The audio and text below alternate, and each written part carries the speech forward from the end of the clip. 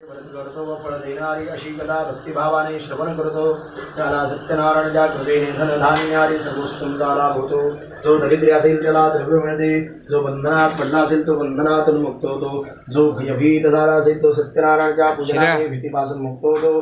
नित्य संपूर्ण ऐश्वर्या लोकी भोगनांती सत्यनारायणच्या नगरास जातो। ऋषी हो जे वृत्तीरास्ता मनुष्य सर्वदुःखातून मुक्त होतो।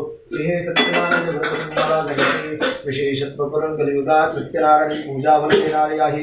या देवाला कोणी काल, कोणी ईश, कोणी सत्यदेव तर कोणी सत्यनारायण म्हणतात।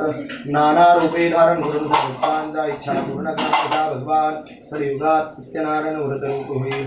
म्हणून श्रेष्ठ जो कोणी सत्यनारायणाची कथा पठन करेल किंवा श्रवण करेल त्याची सर्व पापे सत्यनारायणच्या कृपेने नाशी होतील। हरये नमः, हरये नमः, हरये नमः। पुंडरीक वरदाय विठ्ठल श्री ज्ञानदेव तुकाराम पंढरीनाथ महाराज की जय। सत्यनारायण भगवान की जय। प्रसादाचे द्रोण वगैरे ते आणले